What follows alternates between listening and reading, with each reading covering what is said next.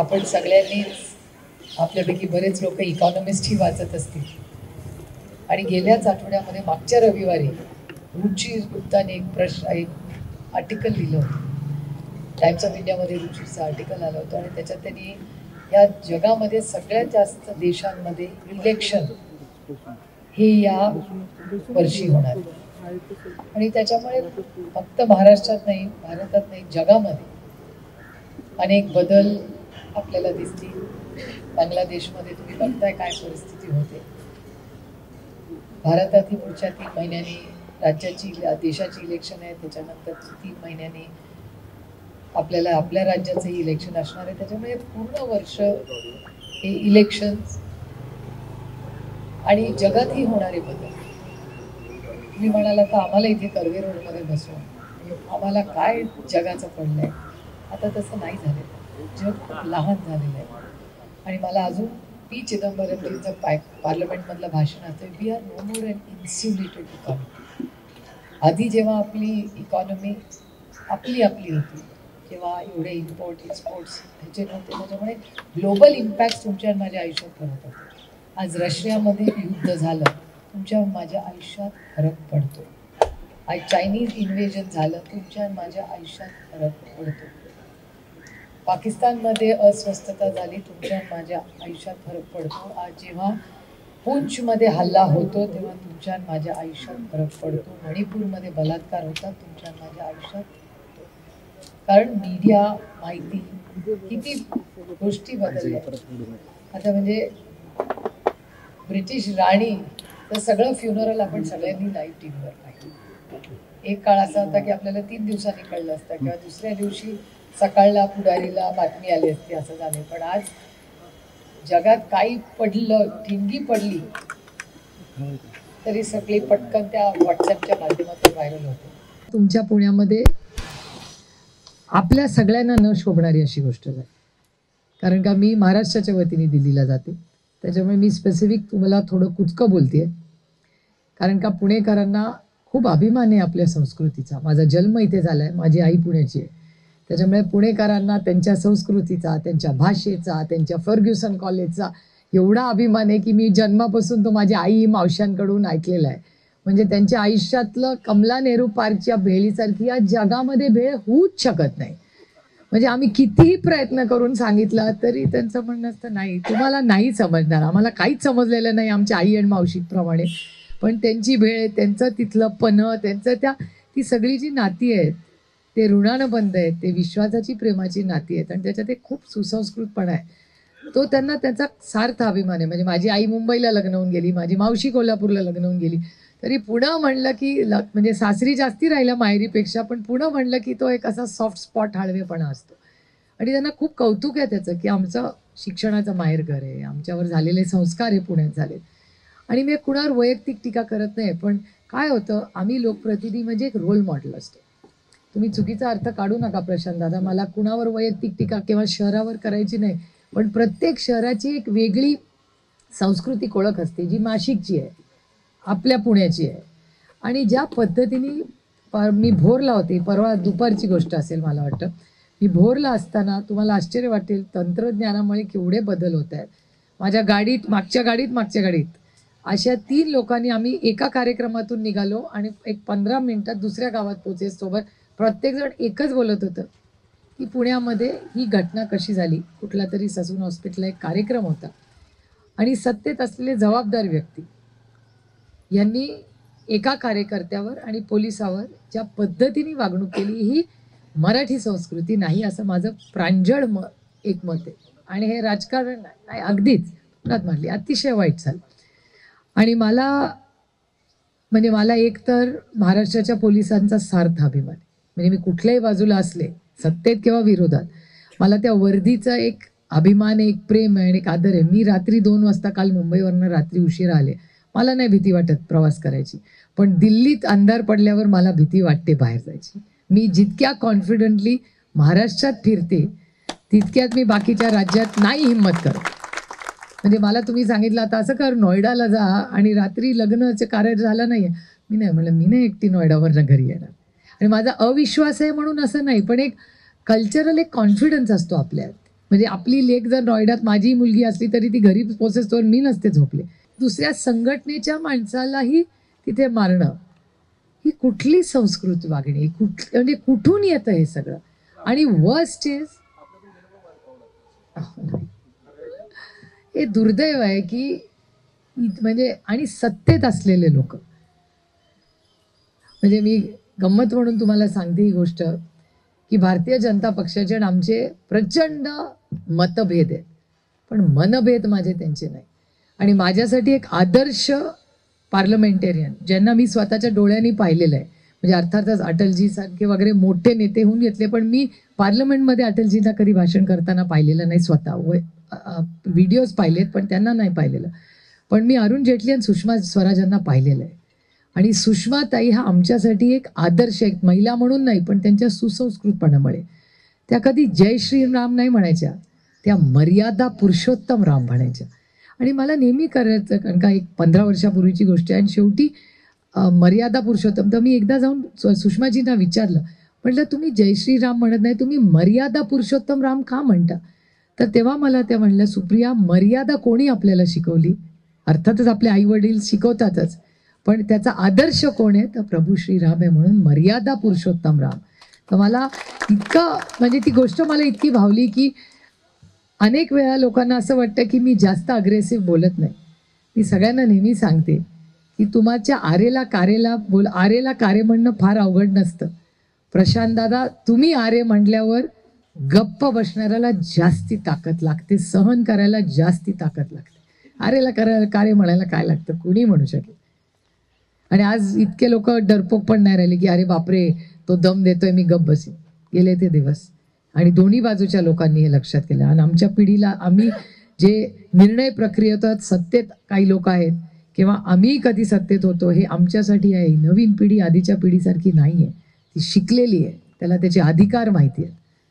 त्याच्यामुळे ज्या पद्धतीने जी घटना पुण्यामध्ये झाली त्याचा मी जाहीर निषेध करते. आणि माझी एवढीच अपेक्षा होती, कारण का मी आजही जरी वेगळ्या पक्षात असले, वेगळ्या विचाराच्या पक्षात असले, तरी माझ्या मनामध्ये देवेंद्रजींबद्दल तेवढी आस्था आहे की देवेंद्रजींनी बाहेर येऊन म्हणायला पाहिजे होतं की माझा पोलिसावर कुठल्याही पक्षाच्या माणसाला हात उगारायचा अधिकार नाही, हे महाराष्ट्र सहन करणार नाही. जर तो माझ्या पक्षाचा असेल तर मी त्याच्यावर ॲक्शन घेईन, पण हे मी करणार नाही. आणि ज्यांच्यावर झाला हल्ला त्यांच्याकडून ही अपेक्षा होती की हा माझ्या टीमचा माणूस आहे, ये नाही चलेगा. कुठेतरी मर्यादा आपण सगळ्यांनीच कामाच्या बाबतीत, जबाबदारीच्या बाबतीत ठेवल्या पाहिजेत. असंच जर झालं, मग तुम्ही टी व्ही सिरियल बघता का नाही, मग मिर्झापूरमध्ये आणि पुण्यामध्ये अंतर काय ठेवलं आपण? त्याच्यामुळे ह्या वागण्याचा जाहीर निषेध आपण केलाच पाहिजे. आणि मी जर 2-3 दिवसात देवेंद्रजींचं स्टेटमेंट आलं नाही तर मी एक जाहीर पत्र देवेंद्रजींना लिहिणार आहे, एक नागरिक म्हणून, एक लोकप्रतिनिधी म्हणून आहे, की ये नाही चलेगा. आणि तुम्ही काही ॲक्शन घेणार नसाल तर, आणि आता मला सांगू नका की आम्ही केस केली, नुसती केस कोण चालणार नाही. तुम्ही मर्यादा पुरुषोत्तमाचं जेव्हा नाव घेता तर पहिले तुमच्या संघटनेला, अमित शहाजी नेहमी आम्हाला म्हणतात तुम्ही एक बोट आम्हाला दाखवता तेव्हा 3 बोटं तुमच्याकडे आहोत. आज मला देवेंद्रजींना जे अमित शहाजी म्हणतात ना तेच सांगायचं की देवेंद्रजी जागो, आमचं ऐकू नका पण अमित शहाचं तरी ऐका. अशी परिस्थिती आहे या राज्यामध्ये. आणि कशासाठी हे कॉम्प्रोमाइजेस चाललेत? माझं म्हणणं आहे कॉम्प्रोमाइज तुमच्या वैयक्तिकसाठी करा ना, पण आमचा स्वाभिमान आणि आमची संस्कृती कॉम्प्रोमाइज करू नका. महाराष्ट्रात नाही हो अशा घटना झालेल्या, आणि कशासाठी आपण त्या सहन करायच्या?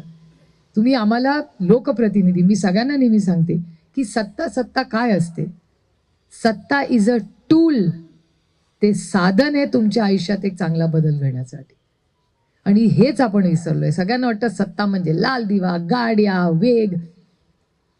सत्ता हे फक्त एक साधन आहे ज्याच्या माध्यमातून आज स्वप्नीलनी तुमच्या आयुष्यात एक बदल घडवलेला आहे, तो रस्ता होणार आहे. त्याच्यासाठी ते निवडून आलेले आहेत, त्यात त्यांच्या आईवरती जबाबदारी आहे आणि आज ते अतिशय उत्तम काम करतात.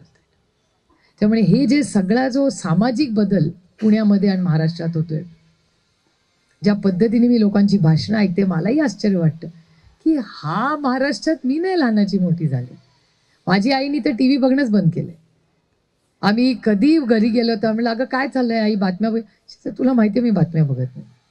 ती म्हणली मी ह्याच्या तू मेमेसाठी बातम्या नाही बघत, मग माझे टीव्ही सिरियल जास्त आहेत ते ह्यांच्यापेक्षा शांत बोलतात. त्याच्यामुळे आपल्याला सगळ्यांना, तुम्ही म्हणला त्यांचे 100 नगरसेवक आले, एका विश्वासाच्या नात्याने लोकांनी तेव्हा निवडून दिलं.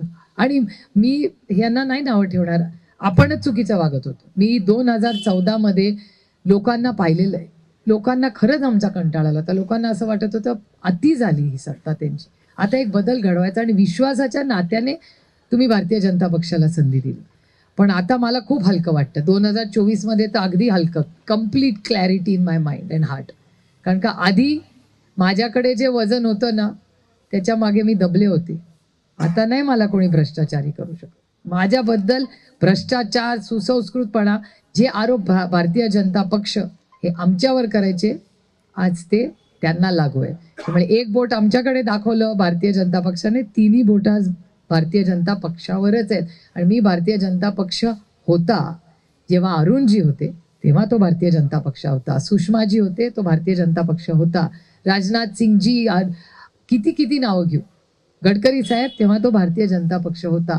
आज तो भारतीय जनता पक्ष नाही, ती भ्रष्ट जुमला पार्टी आहे. माझा आरोप आहे त्यांच्यावर, ते भ्रष्ट आहेत, ते जुमलेबाज आहेत आणि तो पक्ष आहे. कारण का आमच्यावर जेव्हा आरोप झाले तेव्हा आम्हाला काय मजा येत नव्हती.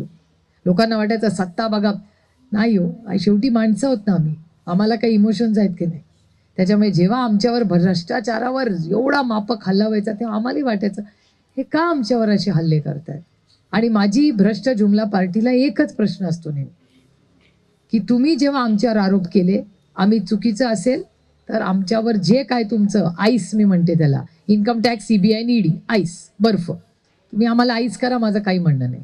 पण मग तेच लोक तुमच्याकडे घेऊन ते जर उद्या मंत्री होणार असतील, अशी 24 उदाहरणं आहेत माझ्याकडे. त्याची सुरुवातच आदरणीय माननीय मुख्यमंत्र्यांपासून होते. आणि मग जर राज्याच्या मुख्यमंत्र्यावरच जर भ्रष्ट जुमला पार्टीनी आरोप केले असतील, आणि आरोप मी नाही, मी कधीच कुणावर आरोप करत नाही, डेटा असल्याशिवाय मी कधीही बोलत नाही. कारण का मी लोकप्रतिनिधी आहे, मग मी जबाबदारीने बोललं पाहिजे. त्यामुळे भ्रष्टाचारावर जे आरोप त्यांनी केले, त्या भ्रष्टाचाराच्या आरोपाबरोबर आज तुम्ही त्यांना तुमच्या वॉशिंग मशीनमध्ये काय म्हणायचंय तुम्ही म्हणा. मग मला भ्रष्ट जुमला पार्टीला एकच प्रश्न विचारायचा आहे, मग तुम्ही ज्यांच्यावर आरोप केले ते भ्रष्टाचारी होते का नाही? मग जर खरे आरोप असतील तर काय करायचं हे आदरणीय मोदीजींनीच आपल्याला 2024 मध्ये शिकवलं, की न खाऊंगा न खाने दूंगा. हा एक भाग झाला. नाही तर दुसरा भाग असा आहे की तुम्ही स्वतःच्या राजकारणासाठी आमच्यावर खोटे आरोप केले, तर आज भ्रष्ट जुमला पार्टी किंवा भारतीय जनता पक्षाने आमची माफी मागितली पाहिजे, राष्ट्रवादी काँग्रेस पक्षाची, की हो आम्ही राजकीय कारणांसाठी तुमच्यावर खोटे भ्रष्टाचाराचे आरोप केले. लोकांनी 2014 मध्ये का त्यांना मतदान केलं? त्यांना एक बदल हवा होता. कोयले काली, काय काँग्रेस काली आहे कोयले में, काय झालं हो पुढे? त्याचं काय झालं मला सांगा ना.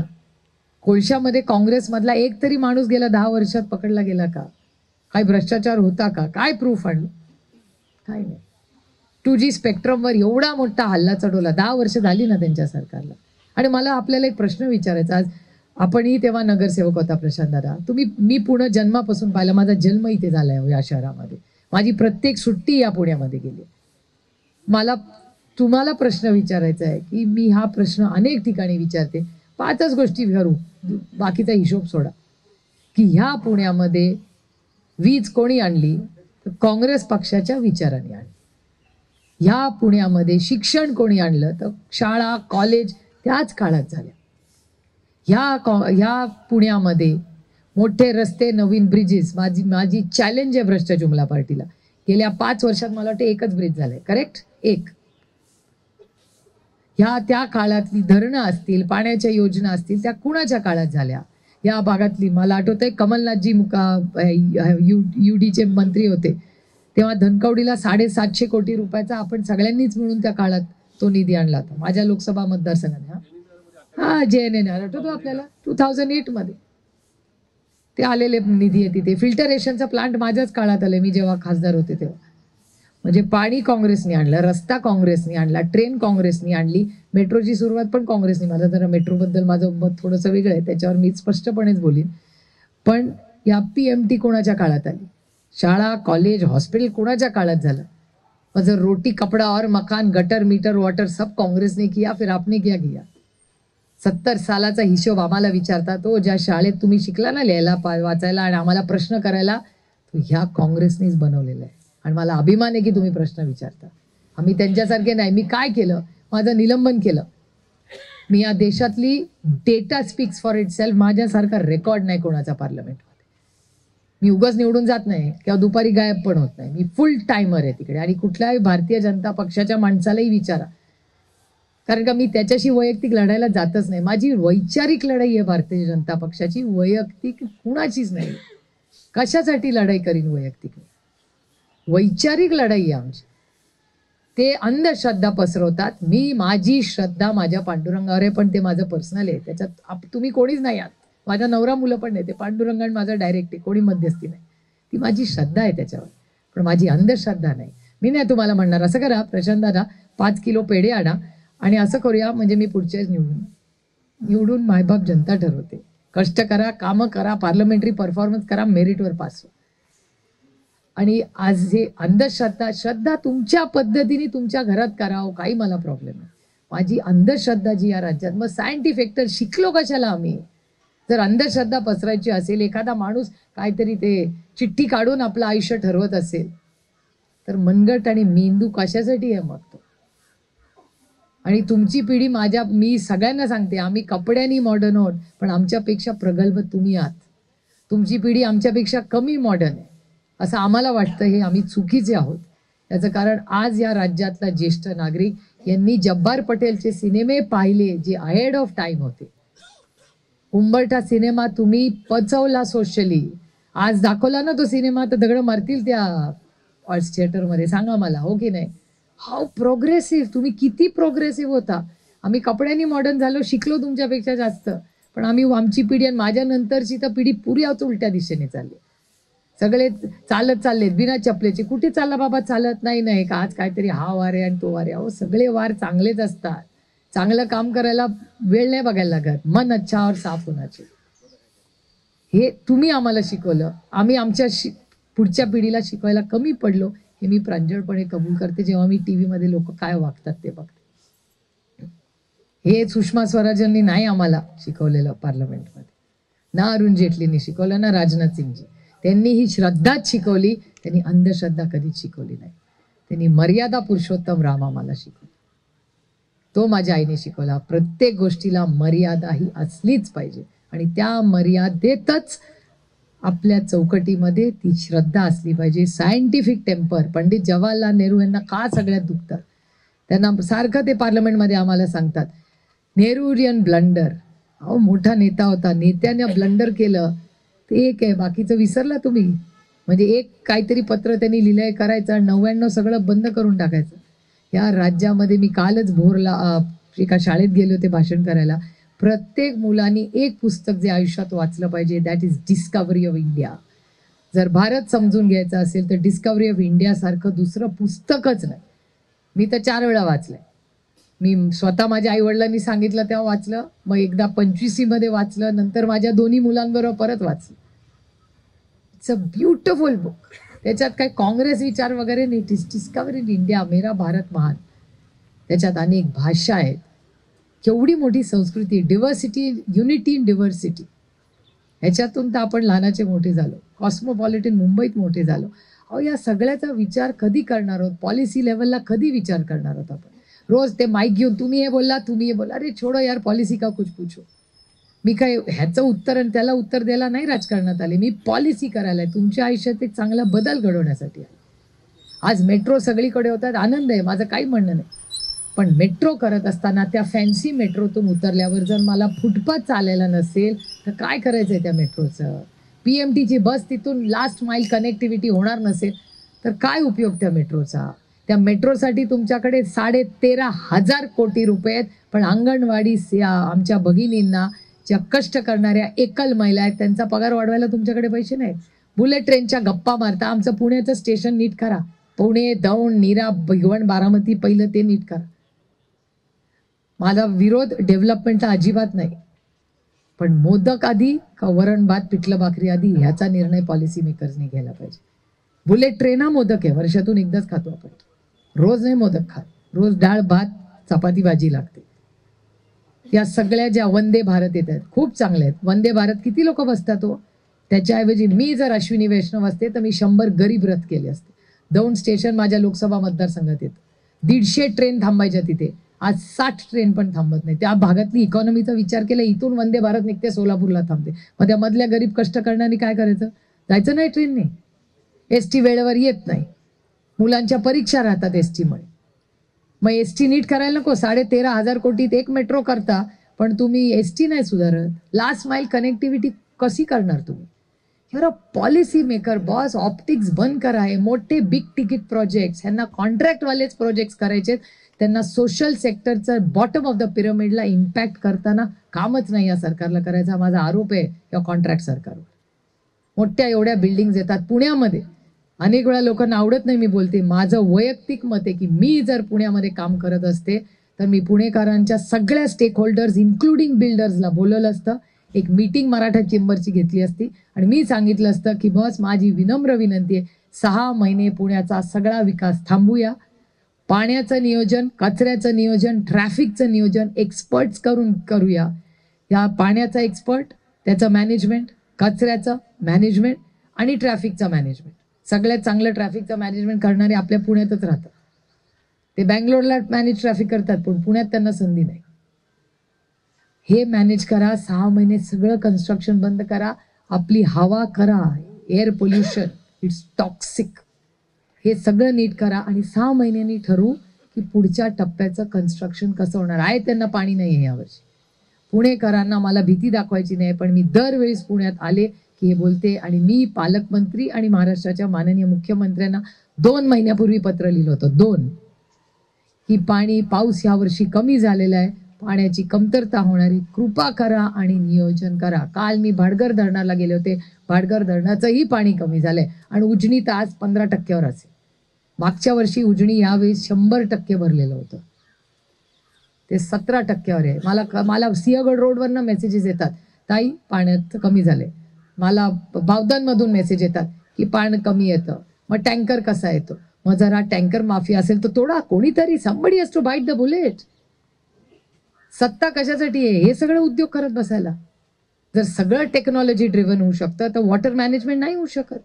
अरे सगळ्यात मोठी हिंजवडीला आदरणीय पवार साहेबांनी जे सुरू केलं, सगळ्यात मोठ्या कंपनीज तिथे आहे. KPIT आहे. सो मच टेक्नॉलॉजी काम तिथे होतं. त्यांना द्या PMCचा चार्ज आणि सांगा आम्हाला एक यंत्रणा लावून द्या पाण्याची. जलजीवन मिशनमध्ये करोडो रुपये तुम्ही टाकले ना ह्याच्यासाठी, पाण्यासाठी, मग ते गेले कुठे? टाक्या बांधल्या पण टाक्याला सोर्सच नाही पाण्याचा. माझ्या उपयोग काय झाला त्या टाक्याचा? सिमेंटचं सगळं बांधून ठेवलं. माय पॉइंट इज तुम्हाला 13,500 कोटी रुपये मेट्रोमध्ये का बेसिक इन्फ्रास्ट्रक्चरमध्ये घालायचे. हा विचार अर्बनायझेशनवर करतात. देवेंद्रजी नेहमी म्हणतात urbanisation is a good opportunity. I agree with you, but if it is done the right way. मला विचाराल तर पुण्यामध्ये इथून लक्ष्मी लॉन्सला मगरपट्ट्याला लग्नाला जायचं असेल त्याच्यापेक्षा मला इथून मुंबईला जाणं सोपं पडतं. 1.5 ते 2 तास लागतात की नाही मगरपट्ट्याला जायला. मग इन्फ्रास्ट्रक्चरचं काय करणार आहोत? मी परवा ह्याला गेले होते सातारा रोडला. सातारा रोड पुरा सगळ्यांना माहिती आहे. त्या सगळ्या सातारा रोडला सगळ्या बिल्डिंगला रिडेव्हलपमेंट करायचं. संध्याकाळी सातारा रोडला किती ट्रॅफिक असतो? तो रिडेव्हलप झाला तर काय होईल सातारा रोडचं? प्लीज मला कोणीतरी सांगा. You don't have to be a urban expert. It's a lost opportunity. तिथे आहे त्यांनाच पाणी, कचरा आणि ट्रॅफिक पुरत नाही. तिथे जर मोठ्या मोठ्या बिल्डिंग झाल्या तर काय होणार आहे? मी गणेश खिंडीत राहते, तिथे टँकर येतो. We are in the month of January. मी हे टीका म्हणून म्हणत नाही, पण मी लोकप्रतिनिधी, मी एक नागरिक पण आहे. मी पण पुण्यात राहते तुमच्यासारखी. मीही त्याच रस्त्यांवरनं जाते, तेच पाणी पिते. खडकवासला डॅममध्ये मी किती वर्ष लढते याच्यासाठी. मी माझे भूपेंद्र यादवांचे अतिशय चांगले संबंध आहेत आणि मी ऑन रेकॉर्ड म्हणते भूपेंद्रजींची मी अनेक वेळा याची चर्चा केली. म्हणलं खडकवासल्याला आज डोंज्याच्या कोणी बिल्डिंग पाहिल्यात का? तुम्ही जाता गडावर कधी? मी रेग्युलरली चढते तो गड. डोंज्यामध्ये जेवढ्या बिल्डिंग आहेत तेवढ्याच खडक आपल्या तुमच्या वारज्यात आहेत, तशाच बिल्डिंग डोंज्यात वाढायला लागल्या. त्याचं सगळं पोल्युशन खडकवासला डॅममध्ये जातं. तेच पाणी तुम्ही आणि मी पितो. Total Suez. आज नाही उद्या, अभी आटे में नमक है, थोड्या दिवसांनी नमक में आटा होने वाला आहे तिथल्या पाण्याचं. Complete pollution. आता ते कुठे गेले मगाशी मला भेटायला आलेले, आळंदी आहे बघा. आता ते मला काय बोलायला आले की आळंदीमध्ये इतकं, ते आता आंदोलनाला बसलेत काहीतरी 2-4 दिवसांनी, 15 तारखेपासून सगळ्या त्या नदीला फेस येतो. आपण पण टीव्हीवर बघतो, आपण म्हणतो हो हो खरंय खरंय, फिनिश्ड. खडकवासल्याला आज आपण जर ऍक्शन नाही घेतली तर 10 वर्षांनी मला तिथे बसायला लागेल. तुम्ही आळंदीचा तोपर्यंत गेम ओव्हर झालेला असेल, मला इथे खडकवासल्यात बसायला लागेल. पण urban planning if it is a good opportunity, एवढं तंत्रज्ञान आहे, तुम्ही सगळे एवढे हुशार आहात, सरपंचापासून दिल्लीपर्यंत तुमची सत्ता आहे, what are you doing about it? सत्ता ही फक्त कॉन्ट्रॅक्ट घेऊन मंत्रालयाच्या 6 मजल्यावर मीटिंग घेण्यासाठी आणि आपापसात भांडण्यासाठी नसते. You are here to serve this nation. Service सोडून सगळं चाललंय महाराष्ट्रामध्ये आणि नंतर भांडणं आरक्षणावर. मंत्री पण बाहेर येऊन कॅबिनेटमध्ये, जे कॅबिनेटमध्ये बोलायचंय ते बाहेर येऊन, बायकोशी भांडता तुम्ही. इतक्या वर्षांनी मी भांडत नाही, त्याच्यामुळे तुम्ही भांडतच नसाल आता इतक्या वर्षांनी. पण तुम्ही विचार करून सांगा, घरातली गोष्ट तुम्ही बाहेर सांगाल का? Cabinet is like a family. त्यांनी निर्णय तिथे घ्यायचे असतात, बाहेर येऊन सोसायटीच्या खाली येऊन भाषण करायची नसतात कॅमेरावर. आरक्षणामधले मुद्दे बाहेर येतातच कसे कॅबिनेटमधले? म्हणजे तुम्ही कन्व्हिनियंटली डायव्हर्ट करताय. म्हणजे आता तुमचं आंदोलन जाऊ द्या, खडकवासल्याचं पोल्युशन होऊ द्या, आपल्याला त्या आंदोलनात अडकून ठेवलंय. So much chaos in Maharashtra. महाराष्ट्रात मला सांगा, आरक्षणाचा विषय फक्त ह्या राज्यात आहे का हो? गुजरातमध्ये नाहीये, हरियाणामध्ये नाहीये, कर्नाटकात नाहीये, उत्तर प्रदेशमध्ये नाहीये. पाटेदारांचं आंदोलन राजस्थान आणि सगळी गुजर समाजाचं नाही झालं, मग किऑस फक्त महाराष्ट्रात काय मला सांगा? विचार करून सांगा. This is a purely academic discussion. आम्ही देशात करतो आणि आमचं निलंबनाचं मी मगाशी तुम्हाला सांगत होते. माझं निलंबन कशामुळे झालं, अमोल दादा आणि माझं, आम्ही कांद्याला भाव मागत होतो, दुधाला भाव मागत होतो.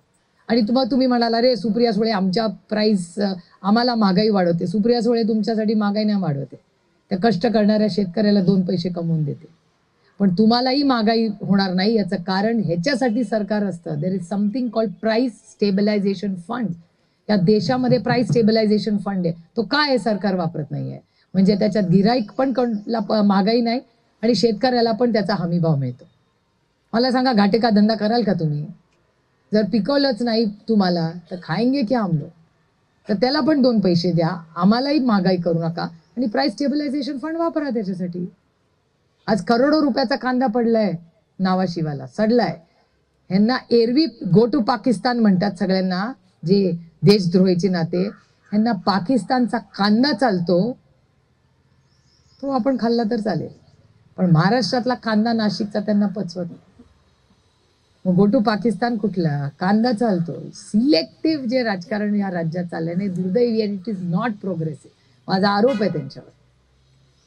महाराष्ट्र हा फक्त छत्रपती शाहू फुले आंबेडकरांच्या विचारांनी आणि फोटो लावून चव्हाण साहेबांचे प्रश्न सुटणार नाही आहेत, कृतीमधून झालं पाहिजे. ज्या पद्धतीने त्या माणसांनी काल थोबाडीत मारली ना, चव्हाण साहेब हयात असते तर त्यांनी कधीच ते सहन केलं नसतं. त्या मुख्यमंत्र्यांनी ऍक्शन घ्यायला पाहिजे त्या माणसावर. आमदार असेल पण माणूसच आहे ना. आपण केलं तर आपल्याला, तुम्ही जर थोबाडीत मारली पोलिसाला, तुमच्या घरी पोलीस नाही येणार, अटक नाही होणार तुम्हाला. काय केलं तुम्ही त्या आमदाराला? तुम्ही ऑफिसमध्ये कधीतरी काम करत असाल ना, तेव्हा तुमच्या माणसाला जर थोबाडीत मारली असती ॲज युअर लीडर, तुमची जबाबदारी नाही तुमच्या माणसाला प्रोटेक्ट करायची? बस कोणी हात लावून दाखवा राष्ट्रवादी काँग्रेस पक्षाच्या किंवा पोलिसाला, नाही सोडणार मी त्याला. It's my duty, that's why I lead and you lead from the front. Compromise करून कधी लीड नाही केलं सुप्रिया सुळेने. सुप्रिया सुळे की सबसे बडी ताकद, हे मी म्हणत नाही, माझे विरोधक म्हणतात, मेरी ईमानदारी आहे. That's what I want to believe. आणि जर कॉन्ट्रॅक्टर व्हायचं असतं तर बिझनेस वुमन झाले असते, कशाला इथे आले असते? यशस्वी महिला म्हणून तुम्ही बोलत असता 8 तारखेला. मला शिक्षण झालेलं आहे माझं, हिंजवडीला CEO झाले असते, मंडे टू फ्रायडे काम केलं असतं, शनिवार रविवार नवऱ्याबरोबर गेले असते महाबळेश्वर, इकडे गोवा. एवढी last mile connectivity. We are educated people, we are here to serve. आणि ते भाषणासाठी सेवक नाही आहे, फक्त जेन्युइनली सेवक आहे. And your actions have to speak larger than words. नुसती भाषणं करून लोकांच्या आयुष्यात फरक पडत नाही, आमच्या कृतीतून पडतो. आणि तो बदल आपल्याला घडवायचा. राष्ट्रवादी काँग्रेस पक्षाला तर it is a golden opportunity. शून्यातून पुन्हा सगळं उभं करू आणि चांगलंच उभं करू, ज्याचा अभिमान तुम्हाला वाटेल. चव्हाण साहेबांचं नाव उगाच घेत नाही मी, माझ्या कृतीमधून ते दिसतात, आमच्या श्वासात ते आहेत. हे संस्कार आमच्यावर झालेले आहेत आणि एक मराठी मुलगी असण्याचा मला सार्थ अभिमान आहे. मी भारतीय आहे, पण त्याबरोबर एक सुसंस्कृत मराठी मुलगी, ज्यांच्यावर पुण्याची आणि माझ्या आई आणि आजींची आणि दोन्ही माझ्या दोन्ही आजी अतिशय कर्तृत्ववान होते, पवारांच्या पण आणि शिंदेच्या पण. आणि तिकडे शिंदेचं आमचं नातं नाही, गैरसमज नसावे. पण ह्या सगळ्या ज्या गोष्टी आज राज्यात बघतोय, मला अस्वस्थता वाटते. सत्तेत असते तरी मला अस्वस्थता वाटली असते. कारण का लोकप्रतिनिधी हा तुमचा सेवक असतो. तो तुमच्या आयुष्यात सत्ता ही संधी घेऊन येतो तुमच्या आयुष्यात एक चांगला बदल घडवण्यासाठी. हे सगळे कॉन्सेप्टच गेलेत, आता विसरून गेले. या राज्याचा मुख्यमंत्री एक कार्यक्रम घेतो जिथे तुमचा जातीचा दाखला आणि जन्माचा दाखला घेतो. बॉस, ते तलाट्याचं काम आहे, माझं नाही. ग्रामसेवक ठेवलाय कशाला जर शासन आपल्या दारी आणायचं असेल? आणि पुणे जिल्ह्याचं शासन आपल्या दारी जेजुरीला. मग तुम्ही कधी यायचं जेजुरीला? दाखला गेला. मग आमचं सरकार जास्ती चांगलं होतं. आमच्या जयंत पाटलांनी तेव्हा प्रत्येक ग्रामपंचायतीमध्ये कम्प्युटर आणला. कम्प्युटर तुझ्या दारात घरात आहे, त्याला शासन आपल्या दारी म्हणतात. तुमच्या घरात येऊन तुम्हाला सर्टिफिकेट मिळत होतं. वॉर्डात मिळतात की नाही सर्टिफिकेट्स? आता आपण जायचं का कॉर्पोरेशनला? कॉर्पोरेशनला जायला 1 तास, यायला 1 तास, तिथे जाऊन माणूस मिळेल का नाही याचा भरोसा नाही. मग टेक्नॉलॉजी कशासाठी आहे? मुख्यमंत्र्यांनी 6व्या मजल्यावर बसून पॉलिसी करायची. आमच्या पैशावर 1 कोटी रुपयाचा हे नाही करायचा पॅन्डॉल. 1 कोटी रुपये 1 दिवसाला लागतात, तो शासन आपल्या दारी पॅन्डॉल करायला. कुणाच्या जीवावर तुम्ही करताय? 6व्या मजल्यावर बसान प्रश्न सोडवा ना मंत्रालयाच्या. हाऊस असते ना सगळ्यांना त्या 6व्या मजल्यावर त्याची. मग sit there Monday to Friday. माझे वडील मुख्यमंत्री होते ना, तेव्हा आठवड्यात कधी दौरे करायचे नाही. Monday to Friday full time in Mantralaya. Saturday Sunday दौरे. आम्ही आमच्या वडिलांना मुख्यमंत्री असताना कधी पाहिलंच नाही. मग विरोधी पक्ष असताना पण पाहिलं नाही. कारण का मंडे टू फ्रायडे शहरातली कामं, सॅटर्डे संडे दौरे. हे विगडे काय मंडे काय? मंत्रालयात कधी जा, शुकशुकाटच असतो. कुठे जातात सगळे गॉड अलोन नोस.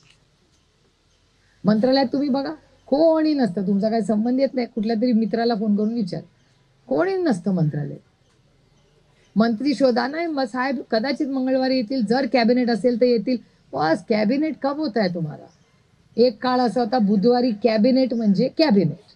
बुधवार वॉज अ फिक्स डे. राज्याला माहिती असायचं आपला मंत्री आज कधी कॅबिनेट होते, कधी संपते. त्या कॅबिनेटमध्ये काय होतं ते संजय राऊत साहेब, बऱ्याच जणांना त्यांची स्टाईल नाही आवडत, कारण का ते खरं बोलतात. ते जेव्हा म्हणले ना कॅबिनेटमध्ये गँगवॉर झाली आहे, मी म्हणलं अगं बाई असं का बोलतायत कॅबिनेटबद्दल? आता मलाही वाटायला लागलं खरं आहे, गँगवॉरच चालते तिथे. गँगवॉर चालते म्हणून ते चॅनलवाल्यांचं चालतं. कारण का सगळे मंत्री जे तिथे बोलायला पाहिजे ते टीव्हीवर बोलतात. It's really unfortunate. म्हणजे गल्ली टू दिल्ली 200 आमदार येतो त्यांचे. मीच विचार करते झाला आपले 200 आमदार असते तर आपण काय केलं असतं. मी तर भानगडीतच पसके पडले नसते. तुम्हाला काय विरोधकांना टीका करायची? Get on with the job. 300 खासदार आहेत दिल्लीमध्ये, 200 आमदार आहेत. आमच्या कांद्याचा प्रश्न, दुधाचा प्रश्न, काय शेतकऱ्याचे हाल चालले ना. आपल्याला काय स्वस्त मिळतंय मला सांगा? महागाई कमी झाली आहे का? काय स्वस्त झालंय या राज्यात त्या देशात मला सांगा? अहो EPS 95ची सही करायला अरुणजींनी ती मीटिंग घेतली होती. प्रकाश जावडेकर, आपलेच प्रकाशजी पण माझी आणि प्रकाशजींच्या कुटुंबाची अतिशय प्रेमाची नाते. अतिशय म्हणजे त्यांच्या मिसेस पण, त्यांची सून पण, सगळेच. आमचे मनभेद नाही पण मतभेद जरूर आहेत. आणि तेही एवढ्या मोठ्या मनाने आमचं पण ऐकून घेतात. मी लहान असते तरी प्रकाशजींची कधी कधी हिंमत करून वाद घालते. मग ते म्हणतात हो ग ठीक आहे. ह्याला तर लोकशाही म्हणतात. प्रकाशजी परत भारतीय जनता पार्टी, नॉट भ्रष्ट जुमला पार्टी. ते ओरिजिनल BJP वाले, ते सुसंस्कृत आहेत. या सगळ्याचा विचार तुम्ही फार गांभीर्याने करा. कारण का ह्या राज्याला हा एक सुसंस्कृत आपली पद्धत आहे. आज पाणी, रस्ता, बावधनला MSEBचा मला एक प्लांट करता येत नाही. मी तर इशारा दिला, म्हटलं काय नाही आता आंदोलन करू. त्याच्यावर पण माझ्यावर टीका केली. आंदोलन काय करणार? I am helpless. I am actually helpless. Bavdhan सारख्या ठिकाणी जर वीज मिळत नसेल लोकांना तर शेम ऑन दिस गव्हर्नमेंट. एवढे शिकलेले लोक बावधनला राहतात, त्यांना कम्प्युटर लागतात, पोरांची शाळा असते. वीज करायची जबाबदारी नाही या सरकारची, कुठल्याही सरकारची. काय जागा मिळत नाही? काय जागा मिळत नाही? मेट्रोला बरं तुम्हाला लगेच जागा मिळतात. आमच्या विजेला तुम्हाला जागा मिळत नाही. आता मेट्रो महत्वाची का घरातली वीज महत्वाची मला सांगा. परत कॉन्ट्रॅक्ट, विजेच्या येतात मग contract. This is the problem. This government is full of contradictions. त्यामुळे या सगळ्या पार्श्वभूमीवर फार गांभीर्याने आपण विचार करा हे वर्ष खूप महत्त्वाचं आहे.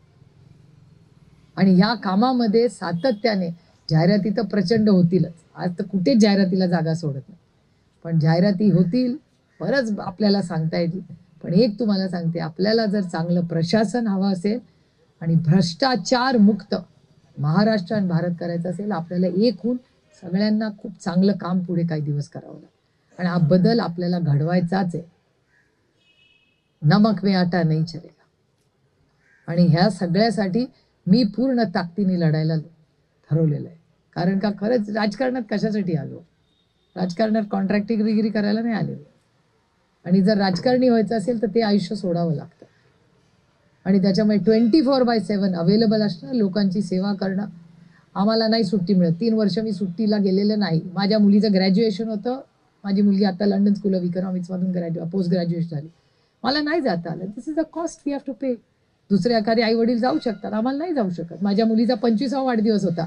कोर्टात केस होती. ती म्हणली, मामा तू मुंबईत नाही आहेस का? तू काय कर, माझा 25वा. म्हणलं मॅडम आई कोर्टात आहे. माझी मुलगी आली कोर्टात. लोक म्हणले कशाला कोर्टात? अरे पोरांना जबाबदाऱ्या कळल्या पाहिजेत की नाही का? इतकी लहान नाही माझी मुलगी, 25 वर्षाची आहे. सुप्रीम कोर्टात आली, काय त्याच्यात वाईट आहे? आधी कर्तव्य, नंतर सेलिब्रेशन करायला काय फार वेळ लागत नाही. It's about the time, not about कुठली जबाबदारी कधी घेतली हे जर आम्हाला कळत नसेल तर उपयोग काय या जबाबदारी. त्यामुळे खूप विश्वासाच्या नात्याने खरं तर आज स्वप्नील हा जे फॉलोअप करत राहतात, विरोधात असू दे किंवा सत्तेत, सगळी कामं करायला सत्ता लागते अशा गैरसमज विरोध राहू नका. तुम्ही ऑनेस्ट असाल ना तर तुमचे, आणि सत्तेत असताना लोकांची चांगले वागला ना तर अधिकारी मदत करतात. मला काय प्रॉब्लेम येत नाही अधिकाऱ्यांचा, बिचारी खरंच मदत करतात. सत्तेत असल्यास तितकी करत नसतील, पण ठीक आहे, कुंजभर कमी असेल पण कामं तर होतात आपण. त्यामुळे तुमच्या सगळ्यांच्या आयुष्यात एक चांगला बदल घडवण्यासाठी आम्ही सगळे आज इथे आलेलो आहोत. आणि सातत्य ठेवून, मगाशी एका मावशीनी मला सांगितलं, एक रस्त्याचा तिथे काही खड्डे आहेत, धाडूकर कॉलनीच्या मागच्या पाणंद रस्ता आहे तो, तर त्याच्यासाठी उद्या माझी कॉर्पोरेशनला मीटिंग आहे 10:30 वाजता. जरूर त्या रस्त्याचा मी नक्की फॉलोअप करीन. आपण म्हणला की 2012 पासून त्याचा फॉलोअप होतोय. खूप उशीर झालेला आहे, बट अशा वेळेस बेटर लेट देन नेव्हर म्हणायचं.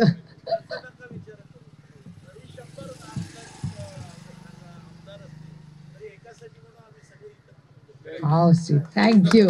ही मोठी ताकद आहे. ह्या मला सांगा, ह्याच्यापेक्षा मोठी पोचपावती काय कुणाला पाहिजे मला सांगा.